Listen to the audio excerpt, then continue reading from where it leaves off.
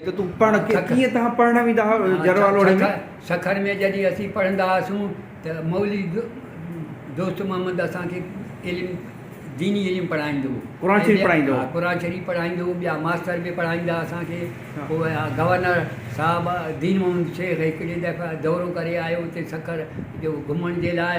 पोइ असांजे उस्तादनि असांखे हिकिड़ो नगमो ठाहे ॾेखारियो की दीन मोहम्मद शेख जे अॻियां ॻाइणो आहे।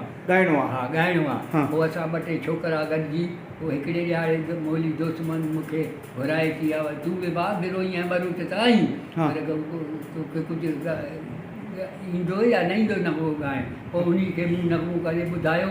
मूंखे मौली साहब खे ॾाढो पसंदि अची वियो। इहो भला थोरो ॻाए ॿुधाए अंदाज़ो थोरो कीअं ॻाई? हिज़ एक्सलेंसी दीन मोहम्मद शेख। हिज़ एक्सीलेंसी दीन मोहम्मद शेख जे नाले सां इहो हिकु एतिरो मूंखे यादि आहे। मूं हुयो त घणो। हेठि ॿियो छा अंग्रेज़ी में ठहियलु हो, सिंधी उर्दू में छा में हुए? सिंधी में ठहियलु। हेठि सिंधी में ठहियलु हो? सिंधी जो बाक़ी इहो लफ़्ज़ सिर्फ़ु हिज़ एक्सलेंसी अंग्रेज़ी हिज़ अंग्रेज़ी आहे न। हा इहो सिर्फ़ु लफ़्ज़ ॿियो सभु सिंधी हो। माना हुन गवर्नर खे ख़ुशि करण जे लाइ? ख़ुशि करण जे लाइ असां ॻायोसीं। 4 छोकिरा गॾिजी ॻायासीं। पोइ दीन मोहम्मद शेख हिकिड़े पंहिंजे पासे वारे खे कयईं की जी इनाम ॾे हिननि खे, पर हुन असांखे इनाम कोन ॾिनो। इहो चवंदा जो दीन मोहम्मद शेख आहे इन पीसी पघार जी गादी जेका बहाली आहे इन बहाली लाइ इन कोशिशि कई वरिती हुई छो त पाकिस्तान ठही वियो 47 में। इन खां पोइ बि लोढ़ा क़ाइमु रहिया त उन थोरी कोशिशि कई त इहो उते भला इहो आज़ादी जी ॻाल्हि थी कोई जेके माण्हू कई त असांखे लोढ़नि मां छॾियो, जेलनि मां छॾियो, तकलीफ़ुनि मां छॾियो। गवर्नर खे अहिड़ी ॻाल्हि कंहिं कई? को वफ़द मिलियो, को माण्हू मिलिया? न इन ॻाल्हि में त गवर्नर सां माण्हू कोन पिया। इहो तहरीक जमल थी। लियाकत अली ख़ान इन तहरीक जो सही पीर साहब जे अचण जे लाइ कोशिशि कई। हा, लियाकत अली ख़ान वज़ीर आज़म उन बि कई। वज़ीर आज़म ओड़ी टाइम न उहो वज़ीर आज़म उन मथी लेवल ते, पर वरी गवर्नर जेको हो न शेख दीन मोहम्मद कश्मीरी उन बि सिंध लेवल ते कोशिशि कई। सिंध लेवल ते उहो किताबनि में लिखियलु आहे। उन बि पोइ तव्हांखे आज़ादु करे ईंदव 52 में कहिड़े लोढ़े मां निकितव? झोल खां वरी असां अर्ज़ु कयोसीं कंहिं ऑफिसर खे अञा असांखे कढी मीरपुर ख़ासि। पोइ असां आज़ादु थियासीं मीरपुर ख़ासि कर। हा, पोइ लोढ़नि मां आज़ादु थियण खां पोइ किथे अची आबाद थियो? पोइ ही मज़ूरी किथे मिस्त्री कीअं थी वियो? पोइ मिस्त्री आहे जंहिं महिल जैकबाद में वियासीं तो ॿियो त असांखे धंधो कोन हो। पोइ हुते असांजो वालिद साहिबु मज़ूरी कंदो हो, सरकारी कम बि कंदो हो। पोइ असां शहर जे वेझो हूंदा हुआसीं। पोइ कोशिशि करे मज़ूरी करे भई उस्तादनि जी ख़िदमत करे पोइ मिस्त्री थियासीं।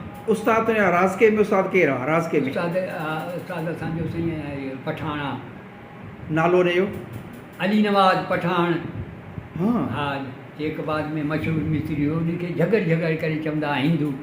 झगड़ करे चवंदा हुनखे जे झगड़ मिस्त्री आहे। पोइ उहो वेठो हूंदो असां पोइ कमु कराईंदो असां। उहो कारीगर हो? उहो कारीगर ज़बरदस्त। तंहिं वक़्तु मज़ूरी घणी हूंदी हुई? उन वक़्तु मज़ूरी असांजी साईं 1 रुपयो मज़ूरी। 1 रुपयो? 14 रुपयो मज़ूरी हूंदी मज़ूरी जी। मिस्त्री जी मज़ूरी हूंदी 5 रुपया। हा न। ऐं जंहिं महिल मज़ूरी थी कयोसीं 5 रुपए ते चयोसीं। हाणे 1200 रुपया आहे।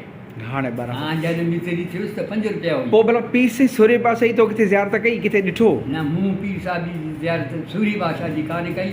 बाक़ी इहे मुंहिंजे वॾे भाउ कई। उन किथे उहा ख़बर कंदो त गणग बंगले ते कॾहिं आयो हुजे, दरगाह ते कॾहिं आयो हुजे? दरगाह ते कंदा। पोइ उते दरगाह ते जंहिं ज़ियारत जो टाइम जो थींदो हो त कामी लकड़ वकड़ फ़क़ीरनि खे हणंदा हुआ। पोइ मुंहिंजे वालिद साहिबु मुंहिंजे वॾे भाउ शाबत खे चई हिन खे लकड़ हणे, हिन खे। हा, चई हिन खे हणे लकड़। भला अव्हांजो ख़ानदान अहिड़ी दरगाह जे वेझो रहियो आहे ऐं हीअ जेके फ़क़ीर तो सवेल ॿुधाया उहे पोइ कमालदीन फ़क़ीर वारा मङणे जा वारा उते उनजी ख़िदमत में रहिया। पर उन केटी जी ख़बर, का दरगाह जी ख़बर, को गाज़िन जी ख़बर, का पीसी सरदार छो त दरगाह शरीफ़ रहियो, गणग बंगले ते रहियो, केटी पागारे में बि घणो रहियो आहे। केटी में कॾहिं अव्हांजा वॾा आया उन्हनि उते केटी में किथे विया? केटी में कॾहिं ईंदा जेकॾहिं को लाॿारा हूंदो हो या कुझु पीस जेको कमकार हूंदो हो या पीर साईं ईंदो हो। पोइ हिकिड़े दफ़े असां जेके ॻाल्हि कई की पीर साईं जंहिं महिल ईंदो हिते पोइ हीअ चणनि जूं फोटियूं करे चवंदा अथसि। उहो फोटियूं जी पाण खाईंदो हो या कंहिं महिल छा कंदो चणनि जी पली, चणनि जो फोटो इहे इस्तेमालु कंदा हुआ पाण। पर जेको वॾो पघार हो न सूरे बादशाह जॾहिं गाज़ी पे ठाही उन वक़्तु कॾहिं केटी कोन विया उनजे साम्हूं? न विया तहरीक वारे दौर में? हा, तहरीक वारे दौर में कोन विया। ठीकु आहे, अलाह ख़ुशि। हींअर तुंहिंजी उमिरि घणी आहे? तक़रीबन 80-82 साल आहे। अञा वधीक? 86-87। 86 87 86 साल मुंहिंजी पुट घणा अथई? पुट 5 पुट आहिनि साईं। सभु धंधे कमकार सां? सभु धंधे कमकार सां आहिनि, मिस्त्री आहिनि। हाँ हा, हिकिड़ो वॾो पुटु आहे जेको कुझु उनखे कमु लॻो आराम मशीन ते कमु कंदो हो।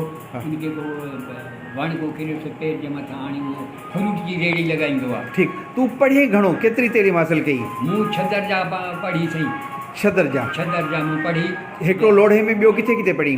पढ़ियुमि साईं सखर में पढ़ियुमि, चौथे खां पोइ 5 में हाई स्कूल में मोकिलींदा, गॾु अंग्रेजी बि पढ़ाईंदा हुआ। हा सखर जे लोढ़े में। हाँ। पोइ वरी जंहिं महिल वियासीं मीरपुर में, हाँ। उते 5 ऐं 6 मूं उते मीरपुर ख़ासि में लोढ़े में? लोढ़े में। हा लोढ़े में पढ़ियूं? हा लोढ़े में। कुझु उस्ताद जा नाला यादि अथई? उस्तादनि जा नाला? उस्ताद जा नाला यादि न आहे। हाँ ठीकु आहे, ठीकु आहे, महिरबानी।